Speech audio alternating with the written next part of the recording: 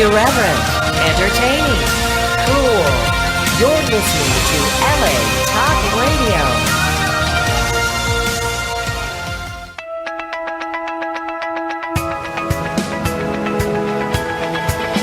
You're listening to Peace Fund Radio with Ethan Dettenmaier and Adrian Paul, right here on LA Talk Radio.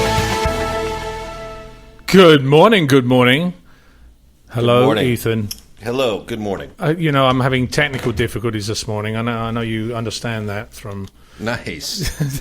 Adrian is running around with the a big studio stick. with a stick and a camera for you guys to see what we actually do here. Yeah. There is, in fact, a real job. And for all the new listeners who've joined us and spiked our ratings, now you get a chance to see what kind of havoc you bought into. Yeah, exactly. This will be havoc. I'm actually got periscopes coming up right now, but the only thing is it's not initializing the video stream. So I'll get back to that in a very short minute. How was your week this week? Fantastic. We just released the Combat Radio 45-track, 2-disc, celebrity-driven Halloween album to support social services. Really? Yeah, very daring And where did you release it? Well, right now, you can get a hard copy by making a donation to social services at GoFundMe/Combat Halloween and help us fill the food bank. Or it's released as of today.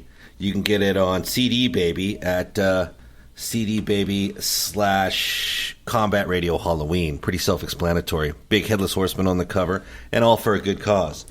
I love that. I love that title, CD Baby. Yeah, CD Baby. I wonder who came up with that one. CD Baby. Hey, Somebody's baby, you want a CD? Probably a tech. I'm guessing a tech. Want a CD, baby? Get over here. I mean, I'm not exactly sure who would come up with that, but anyway, I think it's a fabulous. It's been a very busy week for me as well. Yes. And it's a convention week for you, isn't it? Yeah, I'm leaving tomorrow to go to Columbus. I'm hoping that we can actually get this sword demo going. I don't know how many tickets have been sold so far, but it was very last minute this time. We just don't know how many we actually have. I have somebody who wants to go to the demo but can't do a credit card and wants to know, and this is good for your whole audience to know, can they pay cash on the day? Yes, they can. They can pay cash on the day. Yeah, they can. They can. They'll have to do it through Wizard World there on the day. Okay. Or at my table, we will have flyers and putting them in the direction as to who will get it. But it's a whole package. Good. It's not just a sword demo. It's a personalized photo. It's an autographed personalized photo. It's a special remembrance that you get with the demo. You get a film with it. You get What's the film? The film will be Mythos, the Highlander episode Mythos, which is what I'm trying to get we're trying to set that sword fight up that people will learn, part of that fight. Cool. And then the AP images book, and a journal. So there's a whole package that they put together with this, which is kind of... it could be kind of fun. I think that's a great way to go about it because people want the experience. They want more to take away with them than just the picture. They want the... Yeah, I know. I mean, there's a whole thing to do with it. I mean, Ethan's trying to look into the camera, but I don't have any Wi-Fi right now. I'm not sure what's happening. I need the Wi-Fi. It's not on at the moment, and we're having a little technical difficulty with the Wi-Fi. I mean, this thing's on a massive stick. It's like having a fencing sword shoved across the table. But I don't have the Wi-Fi. Hold on. So I feel like I should not avoid it. Okay, now he's working the studio. Hold on a second. Now he's actually going into the room to talk to our station manager. And now he's banging his camera up against the wall. Adrian is now frantically trying to include new listeners to the show through this nifty new piece of media. I am actually test firing different tracks of the Combat Radio Halloween album while he does it, just to make sure it all checks out. CD Baby, Combat Radio Halloween, for anyone who's interested. Well, okay. And it's all been good. Yeah. And you're going to Columbus. I'm going to Columbus. Let's just leave right now. I'm just leaving. Actually, I'm leaving right this minute. Forget it. Okay, I'm done. He's done. He's out of here. I'll just play some tracks off this album here, this nifty new album that supports social services, and I'm out the door. I know. We have a lot of fun on this show. We have a lot of guests coming in today. We don't have one because we've got a lot of information. I want to, before we get into our topic of the day, I actually want to have a quick recap. I saw a news item. We talked last week about the migrant crisis in the EU after the Syrian crisis and the amount of refugees that are streaming across the borders. Apparently 4 million refugees have fled their homes looking for a better and safer life. Now, the popular destination that started it was in February 2015 was Turkey, that has played host to more than 2 million of those refugees. That's a lot of people. Now, in this article, it basically states that, once some of these refugees moved to Lebanon and across the European Union. By August of this year, Germany had taken in an estimated 89,000 refugees. Sweden had accepted 62,000. But things started getting worse a few months ago. According to the Dublin regulation, any person filing for asylum in the EU country will be returned to that country if they are caught crossing illegally into another country, which is exactly what we would do here in the US. If we had anybody crossing the Mexican border or the Canadian border, they would be sent back.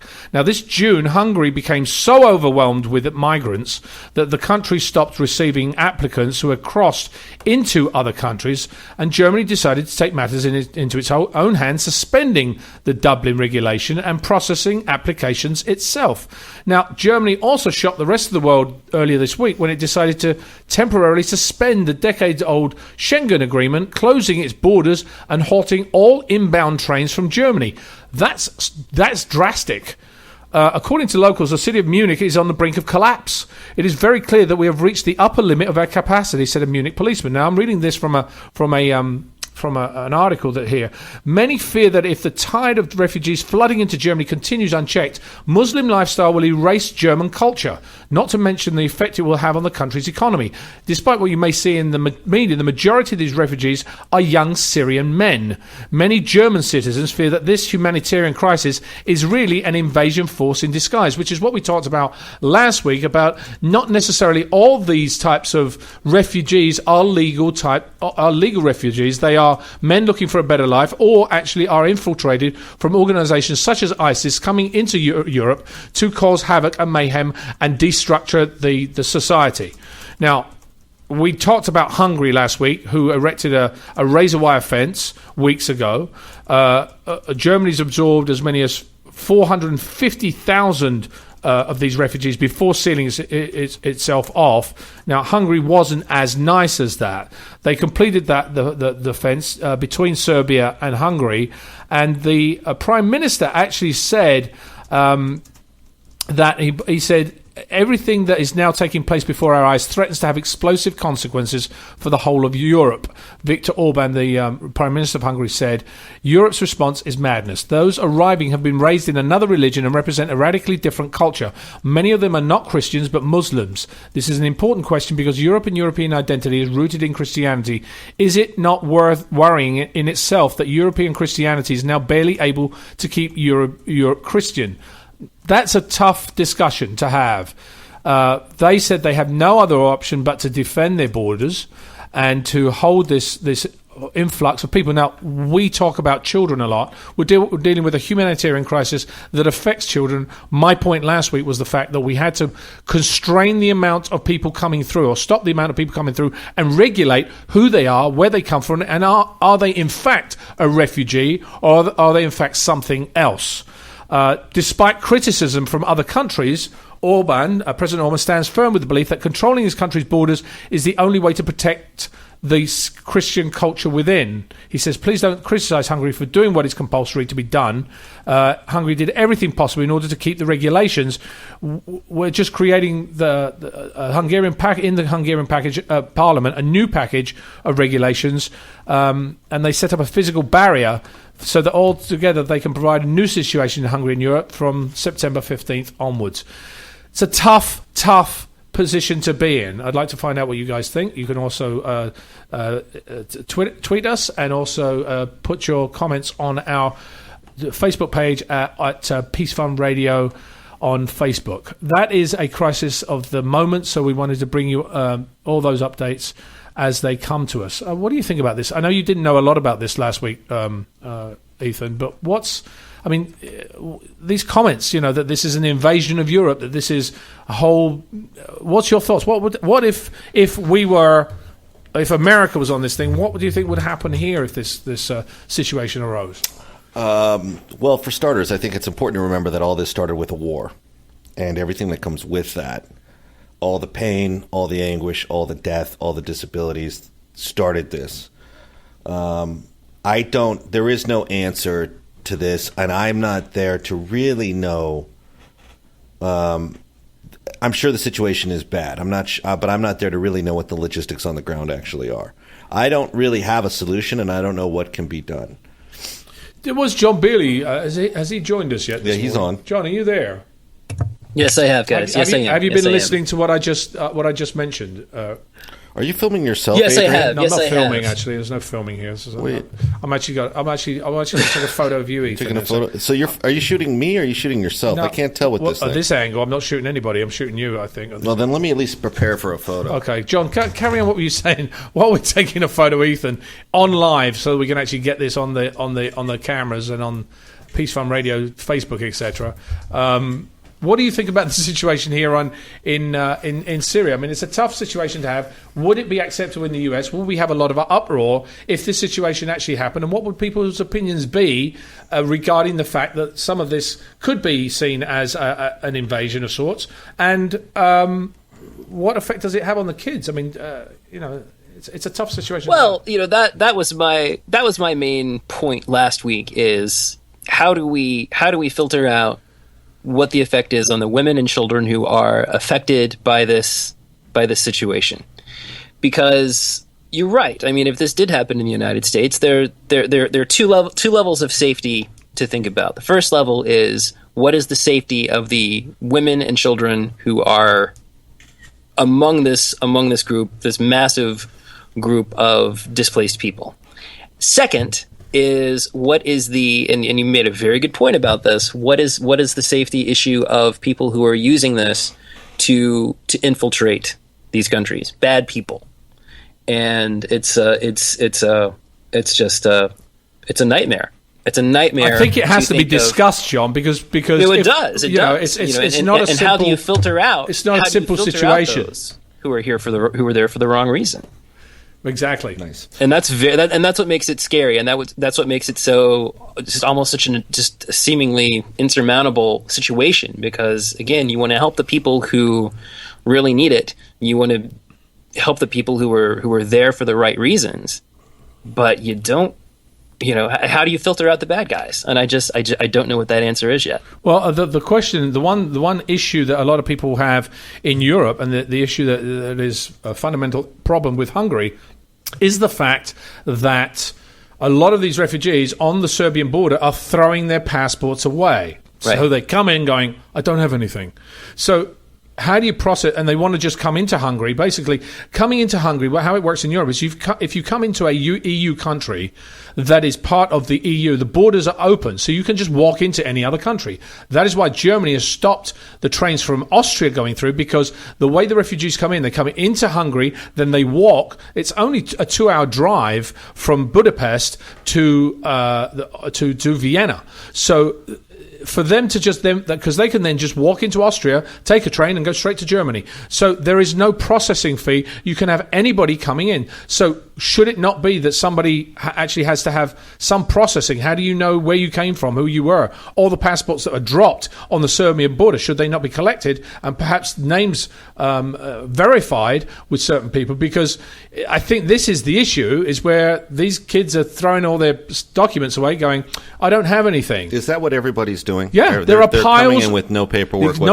whatsoever. So they throw their passports away. And why are they going to Hungary? Because Hungary's the first point of entry into the EU. They can't get to Germany because Germany's between the Serbian border. They're coming up from Turkey and Greece and coming up through Serbia. And through Serbia, that's the earliest entry into into Europe is through Hungary. Hungary then takes you to Austria, takes you to Poland, takes you to those areas. So that's why it's the shortest route for them to get to. Isn't Bulgaria part of the EU? I thought they were further south. Not yet. No, they're not. That's why. That's not. So they're avoiding Bulgaria. Exactly. It's not part of the EU. I believe they are becoming part of the EU, but I don't know if they're officially part of it yet. So that's part of the other issue. Anyway, it's a tough decision to talk about, a subject to talk about. I would love to hear your ideas on it. We had to bring that to you this morning because I think it is an ongoing process, and I want to get to our main topic this morning, which is kids and the rise in eating disorders. I know that's not exactly something to do with the Syrian crisis, but this needed to be discussed. Eating disorders. Anybody in your guys' families ever have an eating disorder? Whether it is bulimic or whether it's too much, or anybody? You mean beside myself at certain holidays? I think everybody has that disorder. It's a certain holiday eating disorder. I'm talking about, children that developed an eating disorder, Is that a selective eating disorder when it affects you on holidays? No, I don't think that is. I think that's a memory loss. No, but I think the other thing is that when you're talking about eating disorders, is also what the type of food that they eat. I was watching a program the other day. I'm not going to mention what it is because I find it rather sad. The parents of this child. It was a documentary. The child was overweight, and the parents actually were told that the child needed to have much more, protein, fruits, vegetables, because she'd not really ever eaten vegetables and stuff. So the father and the mother went out shopping. They bought some stuff and great stuff. And one of the things they bought was a can of tinned peaches in syrup. And so the mother's looking at it going, well, the father goes, well, this is good. This is peaches. This is fruit, right? And she goes, but there's a lot of sugar in it. He says, well, that's okay. We'll just drain the syrup out. She goes, but it's been sitting in the syrup. So the idea is to actually educate people that the ones in the stores and the ones in the tins are not exactly the same type of food that you're going to eat. Right. So, how many people, understand that? I wonder if is that an educational process we have to look at? Oh, absolutely. It's everything's an educational process that we have to look at, and it's you're right. I mean, it's possible for a child to be obese but malnourished. Right. The interesting thing is you got children as young as 6 can be diagnosed with an eating disorder, and the prevalence in young children has been growing, which is rather sad, because that basically means if it's in young children, it's the adults that don't understand it or don't have the time to give their children the right food that are causing this issue. Because it has to come from them, because a child at 4 years old or 5 or 6 years old is not going to the cupboard on their own. Some do. My child, he's 3, he's already up in the cupboard, but he's also directed to certain foods that the adults in the household are allowing them to eat. Now, there are facts. The National Institute of Mental Health reports that 4.7% of teens aged 13 to 18 years old struggle with an eating disorder. 42% of first to third grade girls want to be thinner. Now, we've talked about this before on, is some of our society's views of what the correct look is it affecting our children? Things like, certain cartoon things that show princesses to be absolutely their waist the size of size of my fingers, basically put together, or the ways social media say, well, you've got to look this way, you've got to wear this, you've got to do that. Is that affecting this type of affliction? Ironically, obesity among children and adolescents is right now at an all-time high, which is afflicting around 12.7 million children. That's kind of scary. Yeah, it's a lot. 4 out of 5 10-year-olds say that they are afraid of being fat. Now, that has to come from what they're listening to. You have your kids on your iPhones, on everything else all day long. 4 out of 5, that's nearly 50% of 10-year-olds are afraid of being fat. Half of girls aged 9 or 10 claim that they feel better about themselves when they're dieting. That's scary, because what's going to happen when they're 16, 17, 18 years old?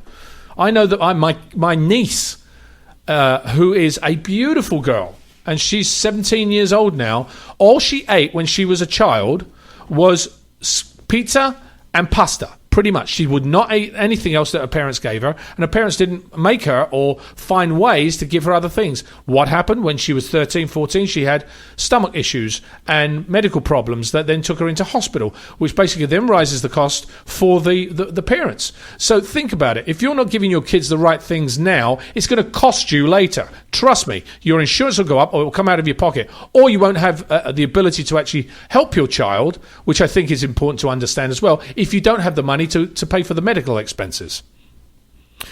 50% of teenage girls and 30% of teenage boys use unhealthy weight control behaviors such as skipping meals, fasting, smoking cigarettes, vomiting, and taking laxatives to control their weight. A very big problem amongst some models. We used to remember when I was modeling, we'd see girls bulimic because the modeling industry said, no, we need you to be a size 3, but I'm 5'8" to 5'10". So what do? Because they want to be successful, because they've been told to do this, they are now making themselves sick. Studies show that the more reality television a girl watches, the more likely she is to find appearance important. Very, very clear, I think that is. 95% of people with eating disorders are between the ages of 12 and 25. So think about that. The typical onset of anorexia used to be 13 to 17, but now it's dropped to age 9 to 13. Anorexia, people, that is a serious problem. God, 9 years old. That's unbelievable. Well, yeah, I mean, think about it. You're going to be anorexic at 9? Well, are you eating anything that obviously these children are doing things where they are probably throwing up and using certain things that their parents don't know they're using, but then the parents are not necessarily looking after them correctly. That would be my guess. And I think it's probably a pretty strong guess at this particular point in time. Now, generally, let's just talk a little bit about eating disorders. What ones are there?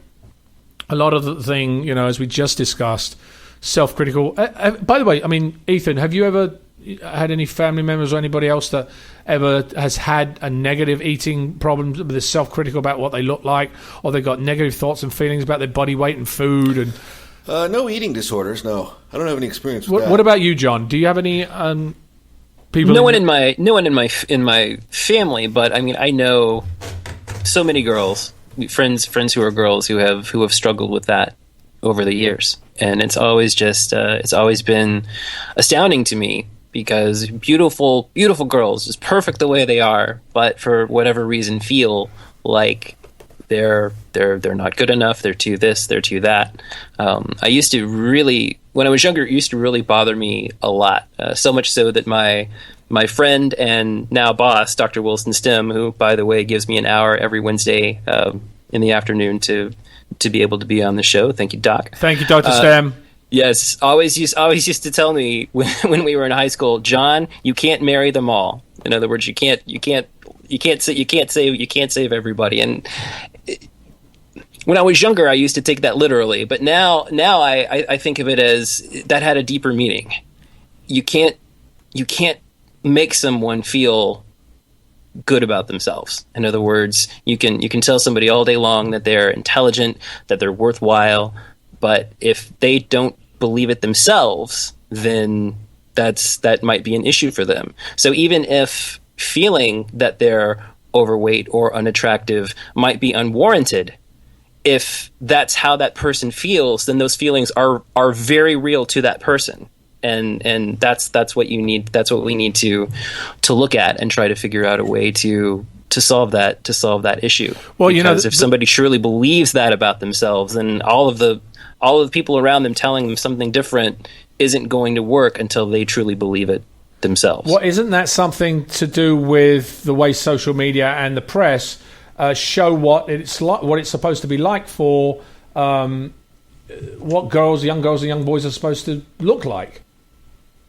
No, it's that absolutely plays into it. Absolutely plays into it. Well, just so that people understand what the difference is, there is a difference between anorexia and bulimia.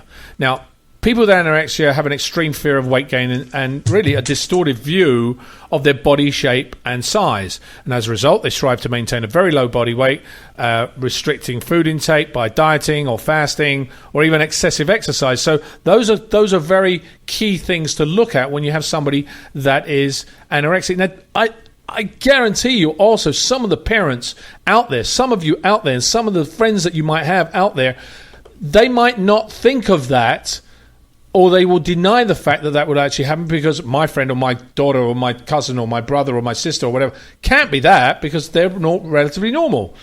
Those are signs that you might want to check into. People with anorexia try to eat as little as possible and take in as few calories as they can. Now, bulimia is totally different. Bulimic people can actually be a normal weight or even overweight.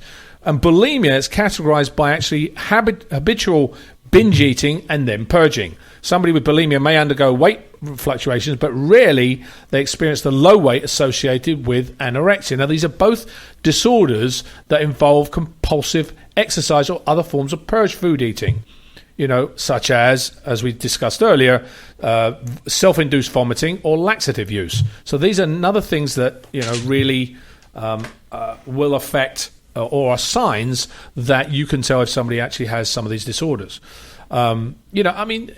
Food intake, and we've talked about it, food intake in the schools as well. I mean, my daughter's school now actually has a program where they give the parents the benefit to see some of the special meals that they can bring in.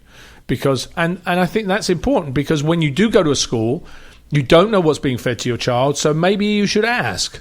Maybe you should actually say, what is my kid eating today or this week or this month, or what's your food? And then you can decide as a parent, well, maybe I can just add something at home when they get there to actually, they haven't had any vegetables, they haven't had any fruit, they haven't had any proper protein or anything else today that is healthy for them. Let me try and get that into them. And there are different ways for you to do that. My daughter, for instance, is very different than my son. My son virtually will eat anything, almost anything. He's like me. And my daughter, however, did not want to eat any vegetables or fruit. That was it. It was not. So we created a little chart, and they're great little charts to have, where they get extra star points. Every time they eat one of these vegetables, they get a star. When they reach 10 stars, they get a special something, and that something is dependent on you. Hopefully it's not going to be a big ice cream cake, because that kind of defeats the problem. But it might be something small or something that eat they 10 really Brussels want. sprouts, I'll give you the sprig of broccoli. Well, exactly. That's a real. It has to be an incentive that they want to have. But it's a great little thing, because it's worked with my children. When you give them something to aim for, a target, something that they want. I think all kids are like that, and all humans work that way. When we have targets to accomplish in our lives, we're much better workers. We know we're doing something for a reason. When somebody's running a marathon and they're raising money for an event, much like Peace Fund Poker, when we want people to actually raise money and we get people to support us, we want it because we want to raise the money for the kids that we support. When you run a marathon, you're trying to do as many miles as you can because you know you're going to get X dollars for whatever you're supporting. Same thing with this. You give a kid a star, and they might. So it's a good little thing to have. It's maybe a little tip you might want to try or mention it to somebody. You've got a lot of effects of eating disorders, and it's not just health; it's also mental. You can, it's also trauma. There's an example. They talk about sexual abuse. You can have very serious physical health problems with anorexia or bulimia. It may cause dehydration and other medical complications like heart problems, kidney failure, and in extreme cases, it can lead to severe malnutrition and even death. As some of you may have seen, anorexia goes into starvation mode, and the lack of nutrition basically affects that body in many other different ways: hair loss, brittle bones, swollen joints, and anemia. And bulimia, with that constant acid that's coming up, you're going to have stomach pains, damage to the kidneys, tooth decay, loss of mineral potassium, which then can contribute to heart problems and even death. So there are a lot of facts. Now, media. We've talked about media before, right? We are the media. But there is a lot of media that actually shows that, it's arguably even more so in children who've not really learned to dissect what they're looking at. They get hold of a phone, they get hold of an iPad, they get hold of something, and they're just taking all of this content in, and they go, oh, that's what it should be, but they don't know how to dissect it. Much like a 5-year-old. Any child that's 5, I looked at my pediatrician, they basically said, your child is really simple. When a child is below 5, they have no filter. When they see something, it goes from visual to action. There's no visual thought action in between, like running across a street. When your child sees a ball across the street, they just want to get the ball. They don't look both ways, figuring it's danger. So you've got to realize that this happens with kids on these types of iPads and phones, etc. They're not filtering the type of social media or media that's coming through that. They're just getting bombarded with it, and they just take it all in. So There's some research that suggests that media images contribute to the rise in the incidence of eating disorders. Well, you've got celebrities in advertising, movies, sports programs who are real thin, good looking, and this may lead girls to think that this is the ideal of being beautiful. Extreme thinness. Yeah, and it doesn't even stop there. It also stops with boys who just drastically restrict their eating and compulsive exercising to build muscle mass. I mean, I've noticed that now these days in the gym. I don't know if you guys have noticed that there's a lot more guys that look fit, but it's not how can I put it, a natural fitness. It's not somebody that's ripped. It's somebody that's bulky. So they're thinking, well, this is what a guy should look like. I should be bulky and ripped and got all this stuff. So they take all these extra nutrients and stuff, supplements and things supplements like that. and things. Well, supplements, okay, I understand, but you've got protein powders. You also got injections, and this is again the media pushing our children into believing that's how they should look. And I think I know when I was doing Highlander, one of our members actually was working a lot on putting his body together, and got a serious, because of the muscle mass and the extreme pressure that put on it, there was a blood clot that created, because creating muscle that fast actually can cause you certain issues, and with a blood clot you got a restriction to the heart, and at that point you got a danger of a heart attack. So I don't know. I mean, what do you think, guys? I mean, do you see a lot from when you were younger? I mean, I remember when I was younger, I'd see people that were fit, but not quite people. I mean, you saw Mr. Universe. I mean, when I was a kid, I used to see these things of Mr. Universe and his strong thing, and I wanted to be him, but it never put me in injecting things into my body and stuff. Do you think we've gone too far in allowing our kids this type of exposure to these types of nutrients? Well, it's interesting. I mean, there are some bodybuilders out there who send a very good message. Alexander Nevsky is one of them. He's been Mr. Universe a couple of times. He's been on Peace Fund Radio. I know Adrian has worked with him several times on more than one film. He was a very tall, very skinny young man who saw, when he first started to work out, that the effect that steroids had on other people at the gym. He had a friend who used steroids, and when the man's child was born, the child had severe heart defects that were directly related to the steroid use that his friend had used. So Alexander, when he did his workouts, never ever touched a steroid, and he's just absolutely just a massive, extremely fit looking man, and did it all the right way, and actually toured Russia speaking to schools, and as an ambassador for the Gorbachev administration, speaking to schools and talking to kids about the right way to pursue physical fitness. And that it's not just about, and I think that might be one of the reasons of, or an element of what Adrian is talking about with this unnatural fit look. It's more about the look than it is about being healthy.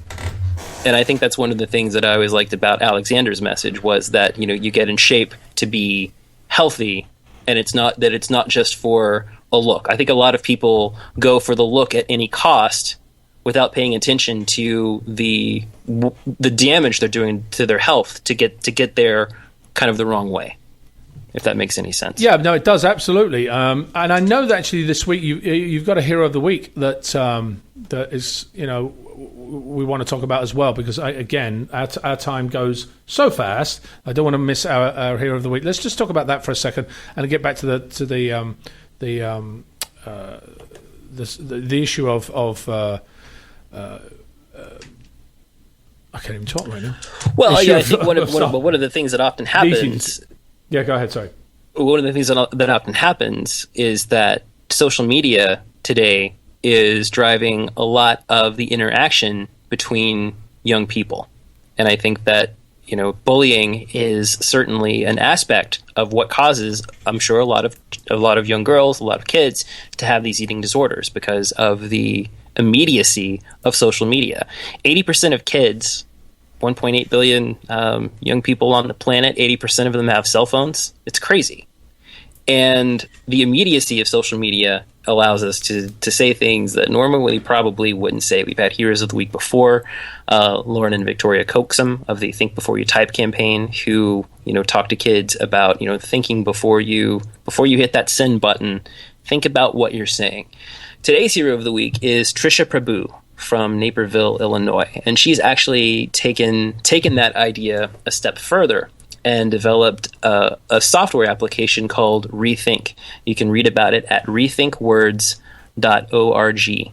And basically, what she did was, when she was 13 years old, she read a news story about an 11-year-old Florida girl. This happened in 2013, who had committed suicide after a year and a half of just constant bullying by 15 of her peers. She was constantly bullied. She committed suicide.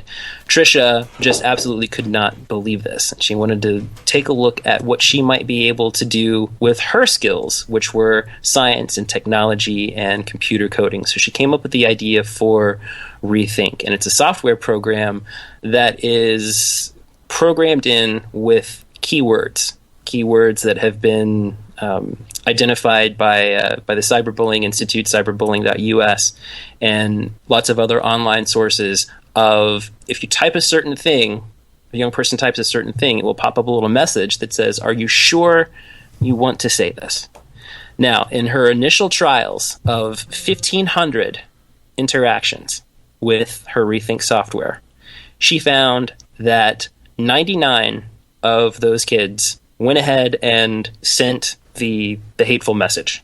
But 1,401 of those kids, 93.4%, after seeing a little message that said, "Are you sure you want to say this?"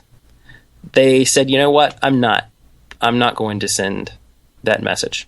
And that got her into the Google Science Fair, and since then she has been able to develop her software. It's available right now on the Google Play Store, and if you go to rethinkwords.org, you can find out how to download it, how to get it for your kid's computer, how to get it for your kid's phone, to make these kids sort of rethink what it is that they're about to say. She said that she was shocked initially.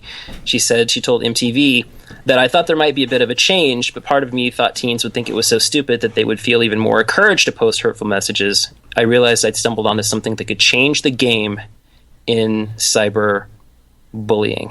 And that's really important because, 90% of the time, kids who are bullied, they're not going to tell somebody because they're afraid that they'll be bullied even more for having said something. And the way it kind of works now, you're bullied first, then you have to tell somebody, then you have to block the person on social media, then you might get bullied more for having done that. What this does is it sort of takes the pressure off of the person who's been bullied to have to report it. It sort of puts things on the person who's getting ready to type the hateful message. They're the one who has to stop and say, "You know what, do I really want to say this?"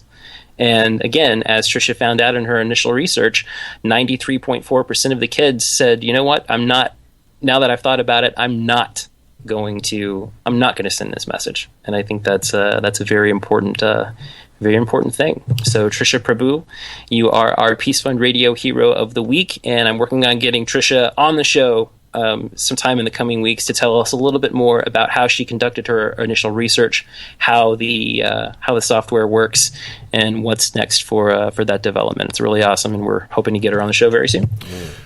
I think we did do a segment with bullying ourselves when we were about a year ago, which I think is a very important topic to really sort of bring to people's attention, which we should do a little bit more on.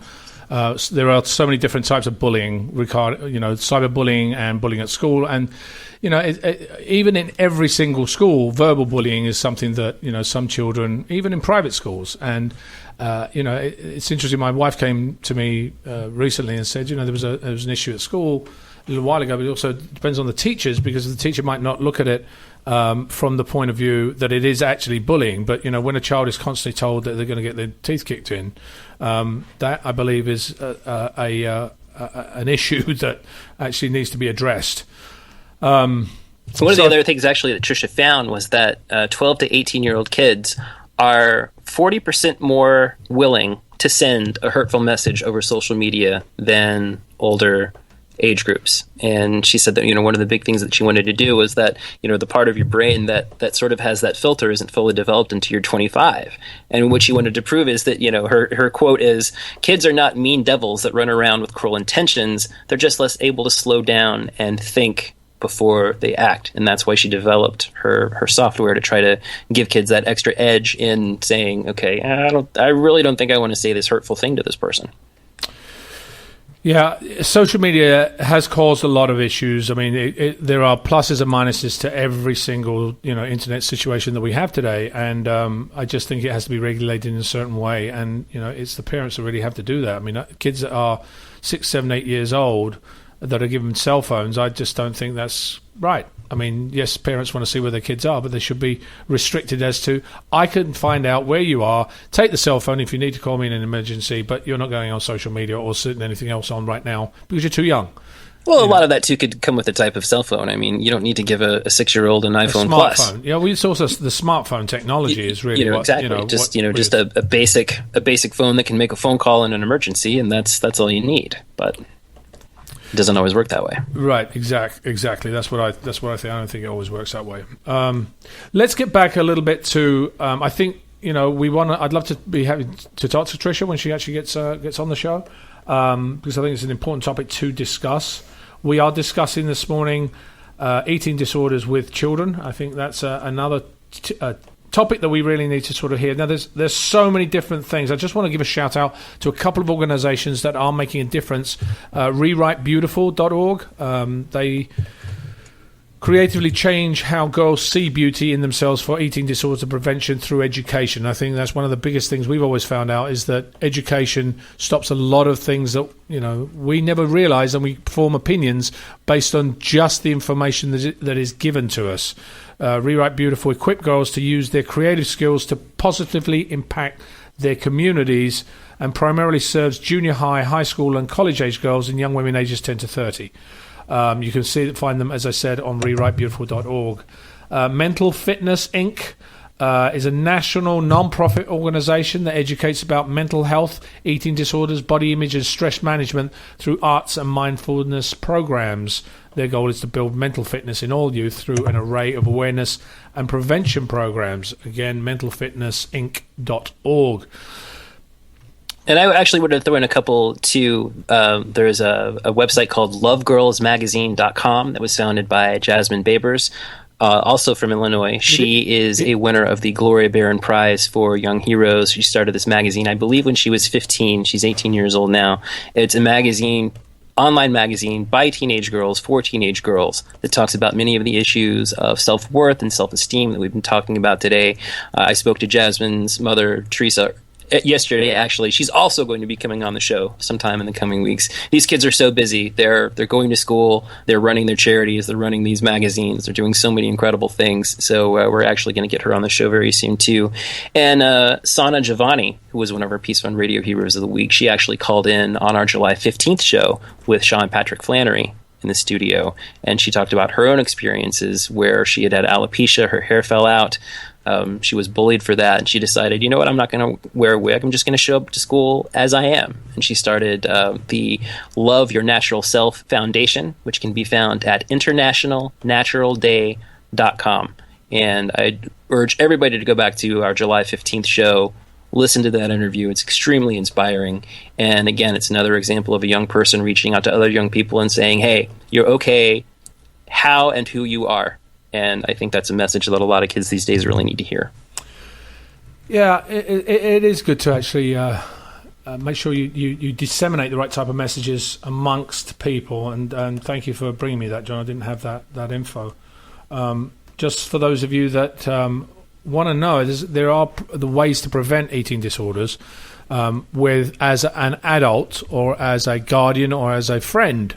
You can play a powerful role in the development of healthy attitudes about food and nutrition. And the way that adults, I think, can do it is a lot of the time, and I know we all do it, everybody has something that's wrong with them. I'm not good looking enough, my nose is not right, my hair is too thin, my body's too fat, whatever it is. I mean, a lot of this does affect, it's better to emphasize health rather than weight. Make sure your kids know you love them for who they are, not how they look.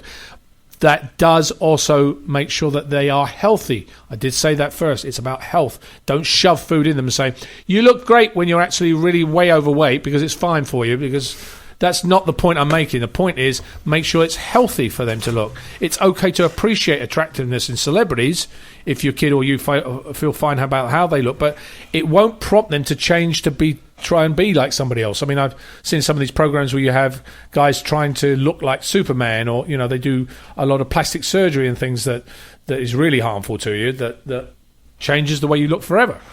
And to avoid power struggles regarding food, if your team wants to go vegetarian, be supportive. Even if you're an avid meat eater. I've turned into a vegan, pretty much. My wife and everybody else is supportive of her. And anybody that eats meat, I don't have to feel pressured to eating it. Teens frequently go through trending eating periods, so to try to set good limits, encourage healthy eating and avoid fighting over food issues is important. Kids can catch on pretty quickly if their parents panic over one skipped meal. Oh my God, you didn't eat it! It's like, I see people with dogs. They're like, I've got to go home. Oh, the dog hasn't eaten today. The dog doesn't need to eat every day. I hate to tell you this. It doesn't mean you don't feed your children, because that's not what I'm saying. But I'm saying is just be careful about panicking over one skipped meal. Gain perspective and talk to your kids about what's going on if they don't want to eat with the family. Finally, take an active role in creating a healthy lifestyle for your family, which involves your kids in the preparation of healthy, nutritional meals. Great way to get them involved.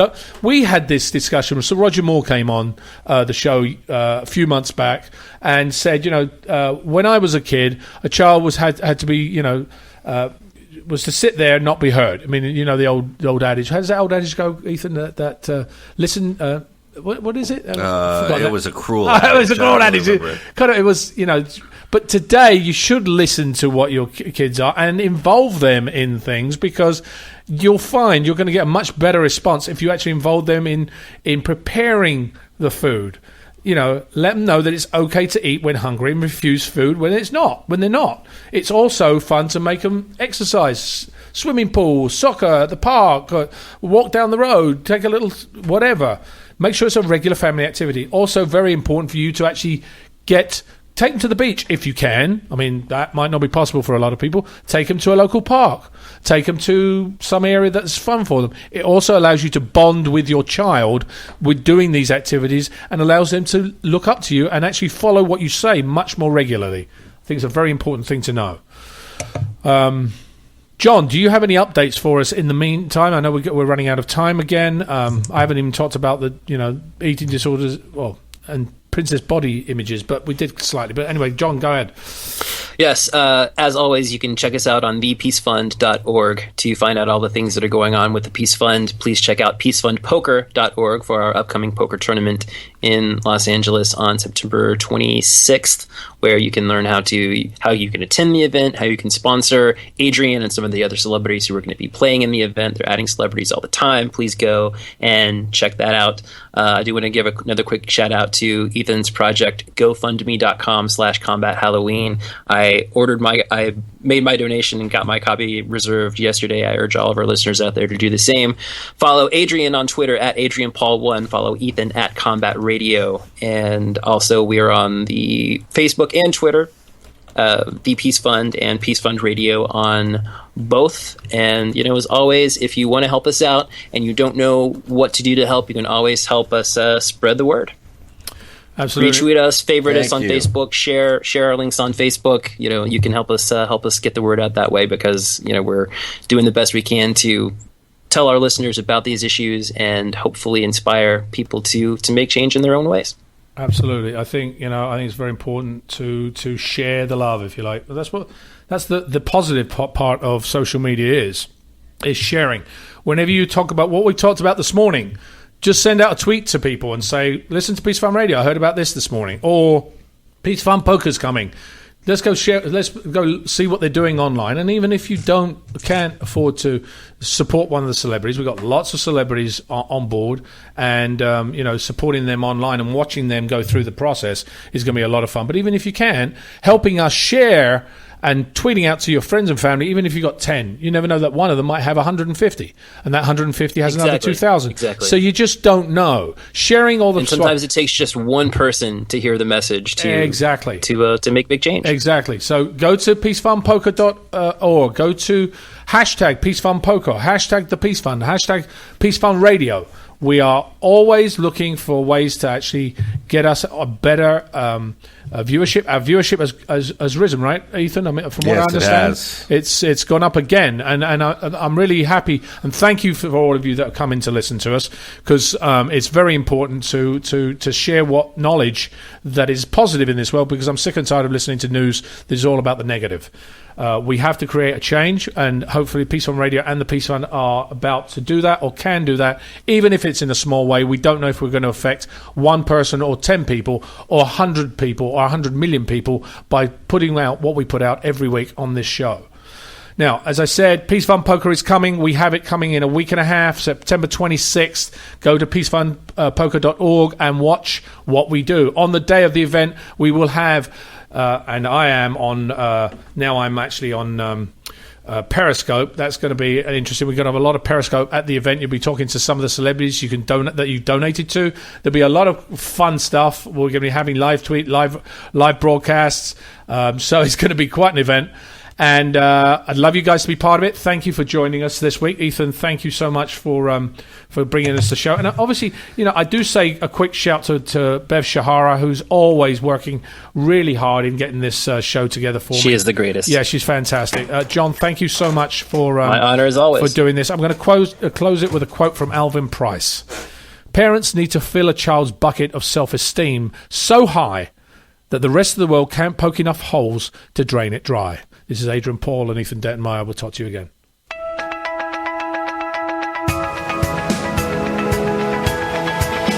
You're listening to Peace Fund Radio with Ethan Dettenmaier and Adrian Paul, right here on LA Talk Radio.